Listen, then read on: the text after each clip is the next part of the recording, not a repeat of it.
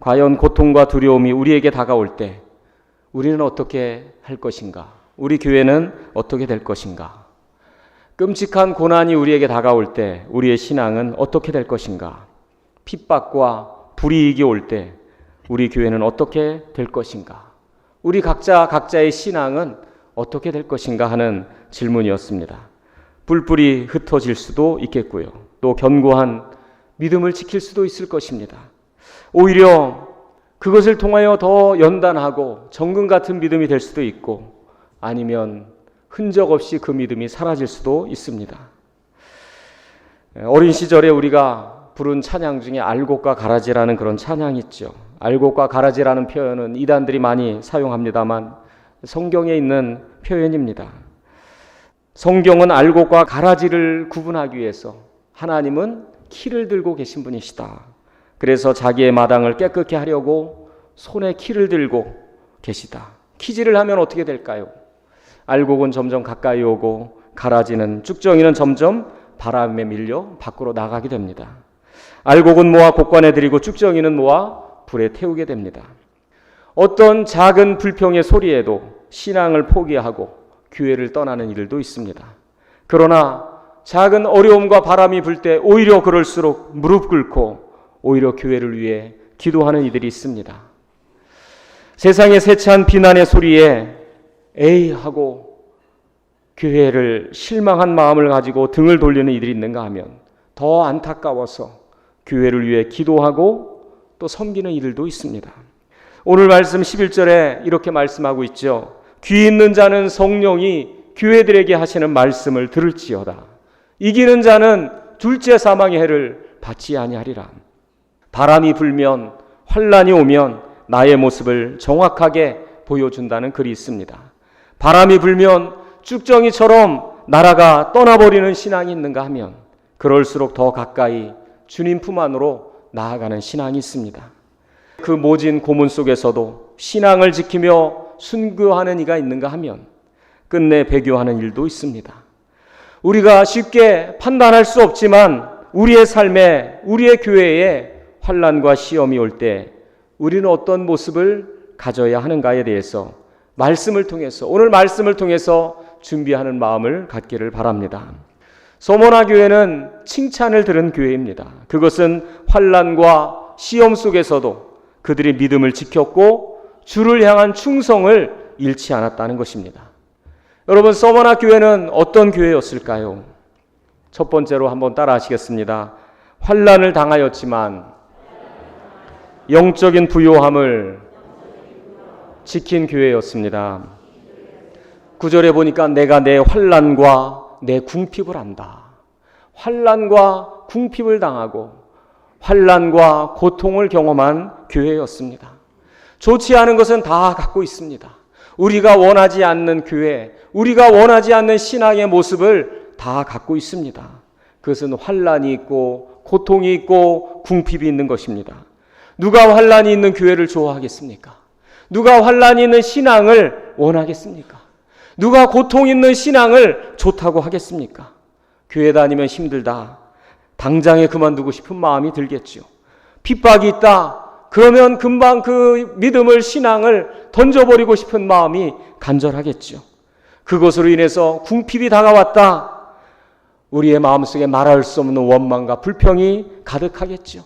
영적인 부요함과 기쁨이 어디에 있겠습니까? 즐거움이 어디에 있겠습니까? 평안이 어디에 있겠습니까? 찬송이 어디에 있겠습니까? 그것으로 인해서 원망은 가득하고 마음은 피폐해지고 고통으로 가득하고 모든 신앙의 영적인 부요함을 다 잃어버리겠죠. 그런데 그 가운데서도 부요함을 잃어버리지 않았다. 신앙의 부요함을 잃어버리지 않았다라고 칭찬하십니다. 여러분, 직장을 다녔는데 너 예수 믿는 사람이라며 해고를 당합니다. 장사를 했는데 사람들끼리 담합을 하고 저 집은 팔아주면 안 된다. 예수 믿는 집이다 하고 장사가 안 됩니다. 아이를 유대인 회당에 보내었는데 공부를 시키려고 보냈는데 너희는 우리 사회에, 우리 조직에, 우리 단체에, 우리의 모임에 일원이 될 자격이 없다. 학교에서 받아주지를 않습니다.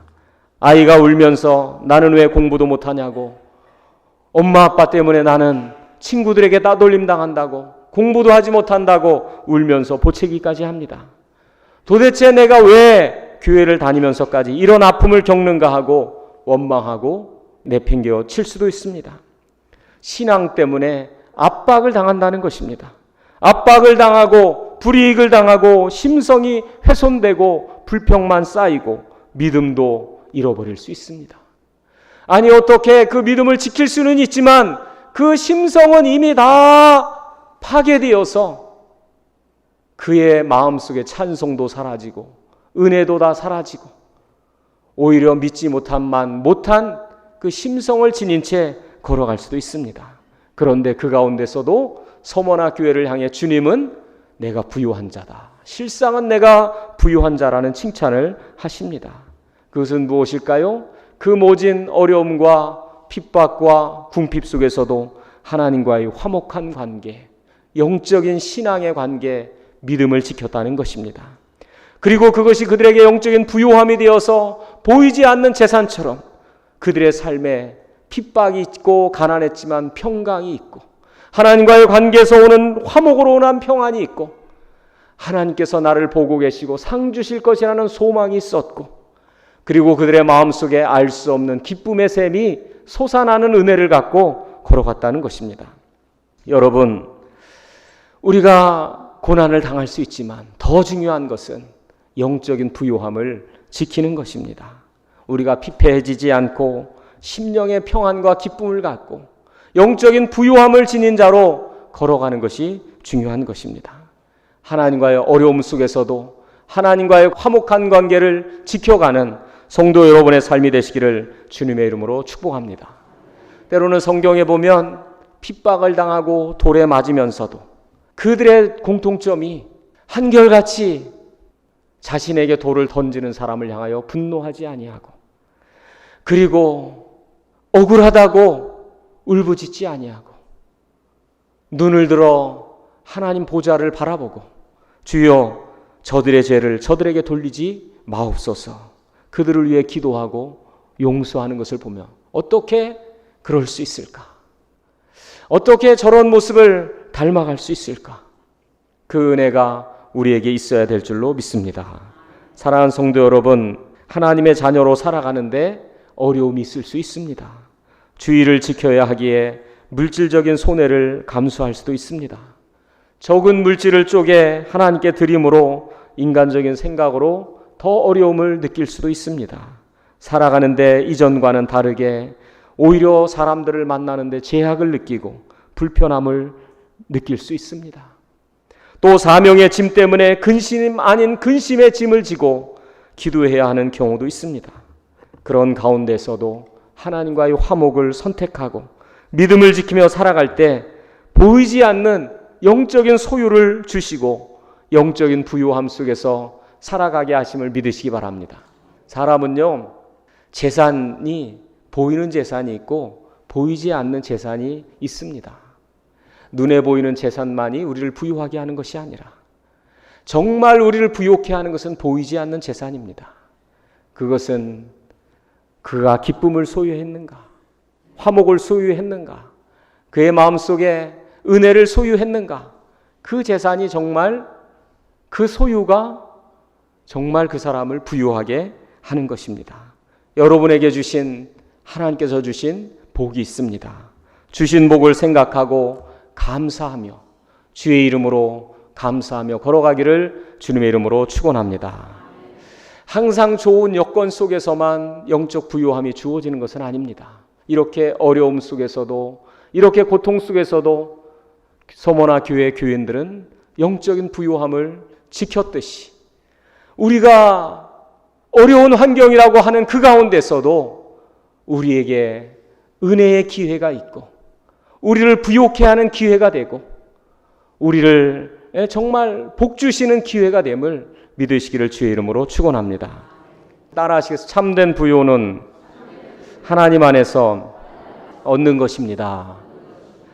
두 번째로 서머나 교회는 어떤 교회였을까? 한번 따라하시겠습니다. 비방 속에서도 쓰러지지 않은 살아있는 교회였습니다. 비방 속에서도 쓰러지지 않았습니다. 여러분, 사람을 쓰러뜨리는 것, 그것은 비난이고 비방입니다. 비난의 힘이 얼마나 무서운지 생명을 죽이기까지 한다는 것입니다. 이번에 선거에서도 비난전이 난무하고 그 비난으로 쓰러진 후보가 있는가 하면 그 비난을 뚫고 당당하게 승리한 후보도 있습니다. 서머나 교회를 쓰러뜨리기 위한 비방도 만만치 않았습니다. 주님께서는 표면적으로는 그것이 유대인의 회당이지만 실상은 사단의 회당이다 라고 말씀하십니다. 사단으로부터 오는 비난과 비방이다. 그것이 사단의 일이라는, 비난과 비방은 누가 하는 일이냐? 사단이 하는 일이라는 것입니다. 하나님의 일을 하는 이가 반드시 감수해야 하는 것이 있다면 그것은 비방입니다. 왜냐하면 사단은 하나님의 일을 무너뜨리고자 할 때 그 비난을 통해서 무너뜨리기 때문에 그렇습니다. 그래서 요한계시록 보면 밤낮 참소하는 자, 사단은 밤낮 참소하고 비난하고 비방하고, 주님은 밤낮 그의 성도를 위하여 중보하며 기도하십니다.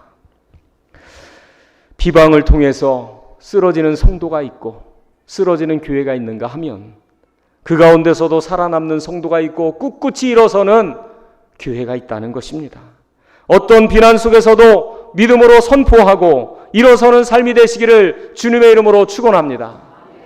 링컨의 전기를 보면 참 엄청난 일들이 그 시대 속에 노예를 해방한다고 하니 그것을 싫어하고 원망하고 정말 생명 다 바쳐 반대할 엄청난 많은 사람들이 왜 없겠었습니까?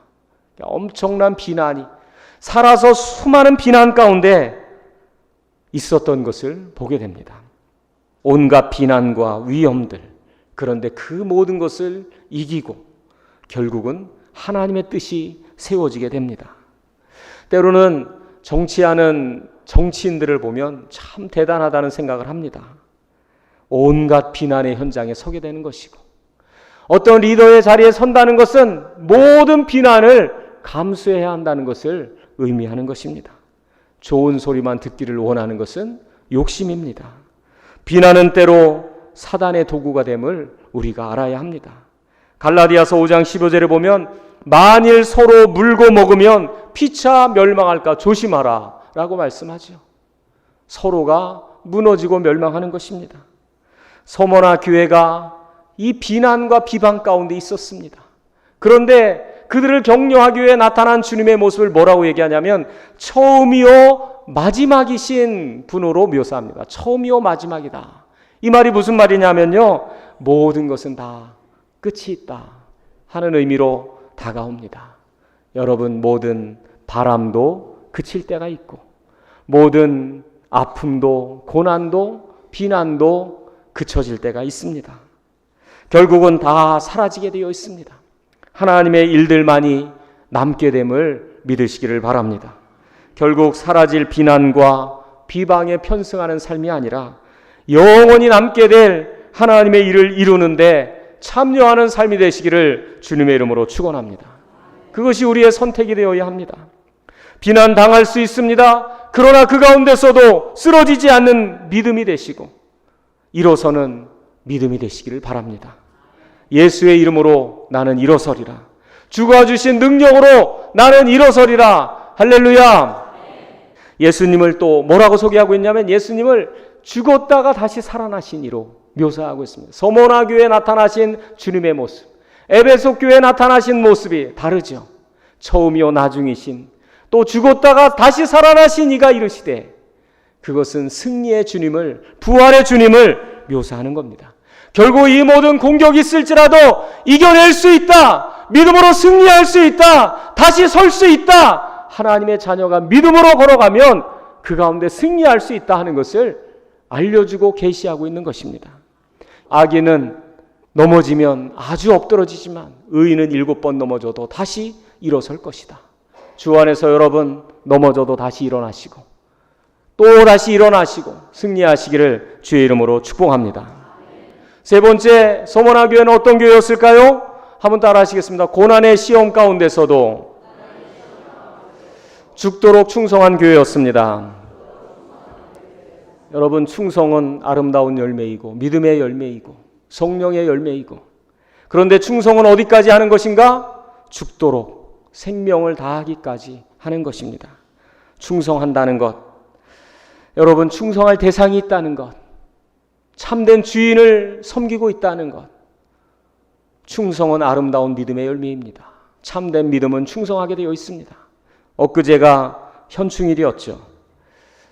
나라를 사랑하는 마음, 정말 참된 윤리는 개인의 윤리를 넘어 공동체의 윤리로 나아가고 개인의 삶을 넘어 전체를 위해 희생하는 삶이 될 때 값진 것이고 귀한 그 윤리가 되어져 가는 것인데, 이 시대가 정말 문제는요, 너무 개인주의로 간다는 것. 그래서 정말 공동체를 생각하고 나라를 생각하는 마음이 있어야 합니다. 모두가 다 개인주의로 가게 되면 결국은 그 세우고자 하는 개인도 세워질 수가 없고 무너질 수밖에 없습니다. 오늘날 정말 희생의 가치나 충성의 가치가 사라지고 있고, 너도 나도 어떻게든 그냥 공짜를 바라고 받기를 바라고 하는 그런 점점 무질서해지는 그런 때가 오고 있습니다. 여러분, 지나친 복지가 과연 옳은 것인지를 생각해야 되고, 그리고 우리가 무조건적인 것이 항상 유익하지만은 않다 하는 것도 우리가 생각해야 합니다. 국가와 사회와 교회, 하나님의 나라를, 성도는 하나님의 나라를 생각해야 합니다. 근데 엊그제 현충일인데 TV를 보다 보니까 국가를 위해서 4대가 생명을 들인 가문이 있대요. 현충원에 4대가 안장된 그런 가문이 있다는 겁니다. 일제 식민지화 될 때 목숨 걸고 의병 활동을 하고 독립운동을 하고 6.25 전쟁에서 순국하고, 그렇게 4대가 연이어서 나라를 위해 목숨을 바친 그런 충성의 명문가가 있습니다. 여러분은 믿음의 명문가가 되시기를 주님의 이름으로 축원합니다. 성광교회 안에 하나님의 교회를 진심으로 사랑하는 성도들이 많이 생길 수 있기를 바랍니다. 충성할 수 있는 일꾼이 되시기를 주님의 이름으로 축원합니다. 충성하는 교회였던 서머나 교회에는 정말 목숨 바쳐 충성한 믿음의 일꾼이 있었습니다. 여러분, 우리가 잘 아는 폴리갑 감독이 바로 서머나 교회에서 나온 분이십니다. 교회사의 유명한 순교 이야기, 폴리갑 감독의 이야기, 안토니우스 피우스 황제 시대, 서머나 시대, 정말 말로 다 할 수 없는 극심한 그 환란이 있었습니다.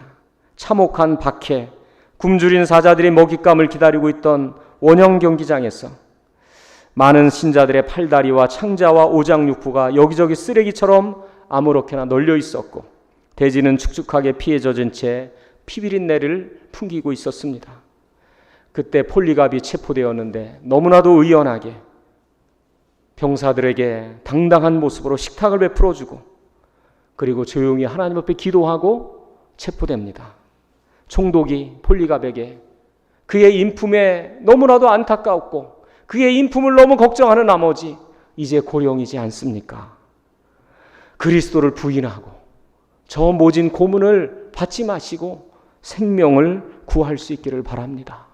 폴리갑의 인품을 너무나도 안타까워했던 총독이 그렇게 간곡히 요청했습니다. 그럴 때 폴리갑은 86년간 그분을 섬겼으나 나를 한 번도 모른다고 하지 않고 한 번도 나를 배신하지 않은 분을, 나의 왕을, 나의 주님을 어떻게 내가 모른다고 할 수 있습니까? 하고는 꿈에도 그리던 영원한 나라로 당당하게 걸어갔습니다. 유세비우스의 교회사의 기록에 보면 그날의 기록을 이렇게 기록하고 있는데, 대안식일 오후 2시쯤 한 백발의 노인이 화영대 위에서 하늘을 우러러 기도하고 있었다. 오늘 이 순간 나를 귀하게 여기셔서 수많은 순교자들의 반열에 세우시고 영혼과 육체가 영원한 생명으로 부활하도록 그리스도의 잔해에 참여하게 하시니 당신 앞에 기름지고 살찐 번제가 되게 하옵소서. 아멘 하고 순교의 잔을 마셨습니다. 여러분, 어두운 죽음의 그림자가 이 땅을 짓누르고 있을 때, 환난과 핍박이 올 때에도 참된 신앙은 죽음을 뛰어넘고 충성한다는 것을 기억하고 고난 속에서도 충성할 수 있는 믿음을 갖고 걸어가시기를 주님의 이름으로 축원합니다. 성광교회 안에 정말로 하나님의 교회를 진심으로 사랑하는 충성스러운 성도들이, 일꾼들이 생길 수 있기를 바랍니다. 요한계시록 14장 13절에 또 내가 들으니 하늘에서 음성이 나서 이르되 기록하라. 지금 이후로 주 안에서 죽는 자들은 복이 있도다 하시매 성령이 이르시되 그러하다. 그들이 수고를 그치고 쉬리니 이는 그들의 행한 일이 따름이라 하시더라. 여러분, 자기를 위한 삶 결국은 다 무너지는 것입니다. 사라지는 것입니다. 그것은 열매가 없습니다. 충성하는 삶, 국가를 위해, 교회를 위해, 하나님의 나라를 위해 충성할 때 거기에 열매가 있고 영원한 것이 있는 것입니다. 거기에 상급이 있습니다. 그러면 그들은 둘째 사망의 해를 받지 않을 것이다. 하나님의 최후의 심판을 받지 않을 것이다.